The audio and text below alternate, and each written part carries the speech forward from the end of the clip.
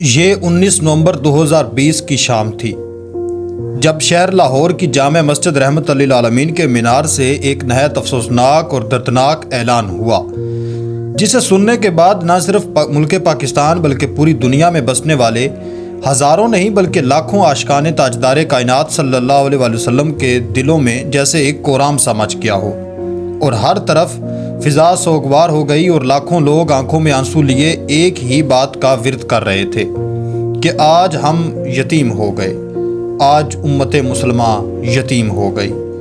اعلان کچھ یوں ہوا تھا: پوری دنیا کے مسلمانوں کے دلوں کی دھڑکن تحریک لبیک یا رسول اللہ پاکستان کے مرکزی امیر شیخ الحدیث والتفسیر استاد العلماء حضرت علامہ حافظ خادم حسین رضوی صاحب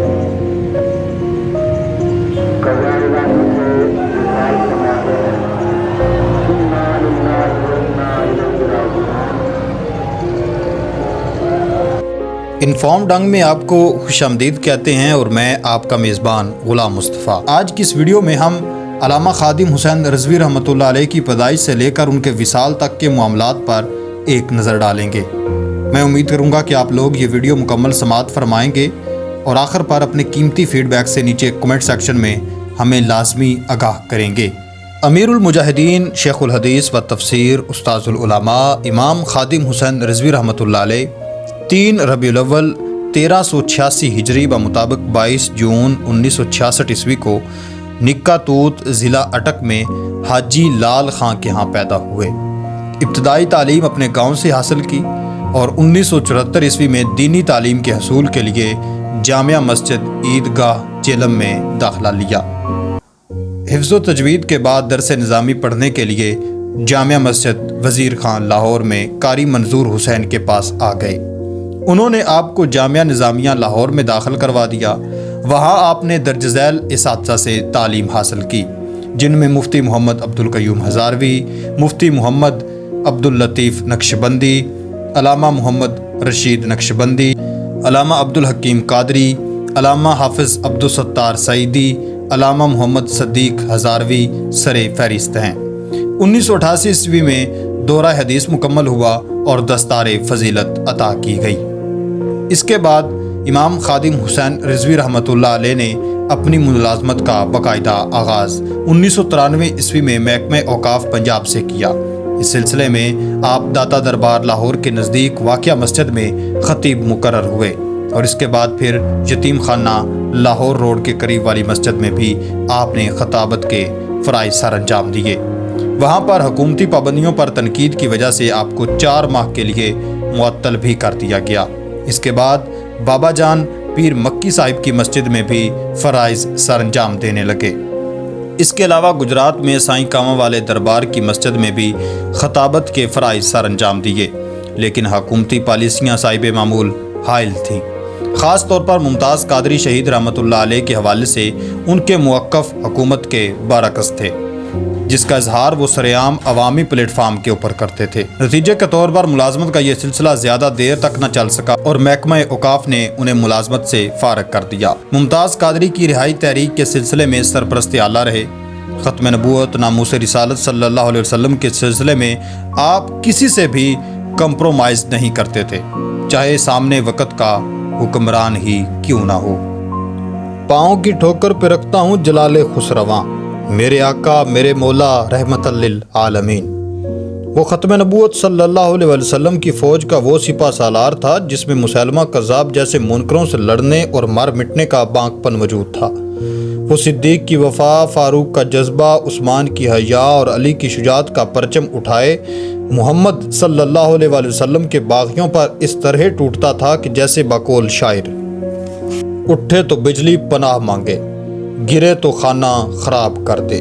عشق محمد صلی اللہ علیہ وسلم نے انہیں بادشاہوں، حکمرانوں، فرما رواؤں، مادر پدر، آزاد بولے جانوروں، پڑھے لکھے جاہلوں کے مزاجوں کو درست اور ٹھکانے لگانے کے لیے اتنا جری اور بے خوف بنا دیا تھا کہ وہ واقعی اپنے علمی مرشد، جنہیں وہ پیار سے اقبال لاہوری کہا کرتے تھے، کہ اس شعر کی زندہ مثال تھے۔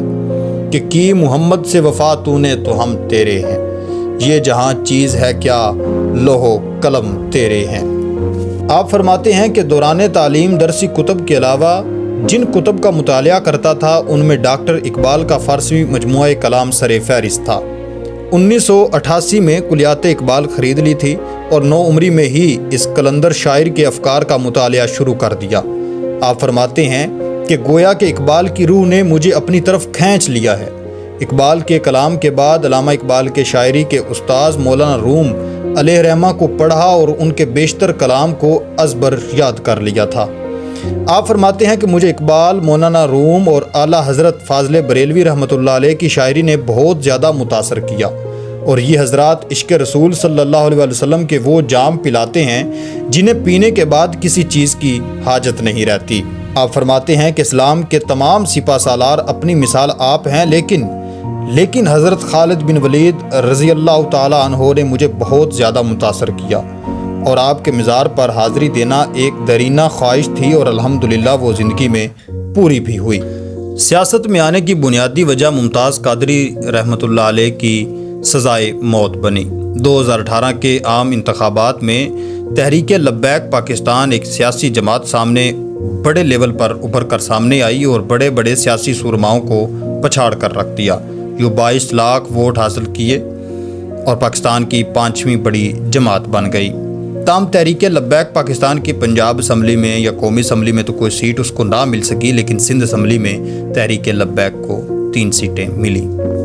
علامہ خادم حسین رضوی کو کئی دنوں سے بخار تھا اور وہ طبیعت خراب ہونے کے باوجود اسلام آباد دھرنے میں تشریف لے گئے تھے، لیکن جمعرات کو ان کی اچانک طبیعت مزید خراب ہونے پر انہیں شیخ زید ہسپتال لایا گیا، تاہم وہ جان بر نہ ہو سکے۔ فرانس میں توہین امیز خاکوں کی اشاعت اور فرانسیسی صدر کے بیان پر احتجاج کرتے ہوئے ٹی ایل پی نے راولپنڈی کے علاقے فیض آباد میں ایک بار پھر دھرنا دیا تھا، جو فرانسیسی سفیر کو پاکستان بدر کرنے پر آمادگی سمیت دیگر مطالبات تسلیم ہونے پر ختم ہو گیا تھا۔ امیر المجاہدین علامہ خادم حسین رضوی رحمۃ اللہ علیہ کی نماز جنازہ مینار پاکستان میں ان کے صاحبزادے اور جماعت کے نئے امیر علامہ سعد حسین رضوی نے پڑھائی۔ آزادی فلائی اوور اور ٹمبر مارکیٹ میں تمام عام ٹریفک کا داخلہ بند کر دیا گیا تھا، جبکہ پولیس کی بھاری نفری تعینات کی گئی تھی۔ گریٹر اقبال پارک کے ارد گرد سیکیورٹی کے نہایت سخت انتظامات کیے گئے۔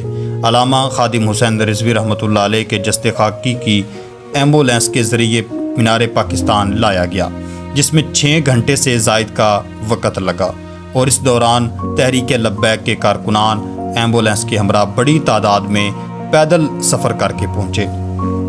علامہ خادم حسین رضوی رحمۃ اللہ علیہ کے بارے میں پہلے یہ خبر سامنے آئی تھی کہ ان کا انتقال ہو گیا ہے، لیکن بعد میں یہ دعوے بھی سننے کو ملے کہ ان کی سانسیں بحال ہو گئی ہیں اور انہیں دوبارہ ہسپتال منتقل کیا جا رہا ہے۔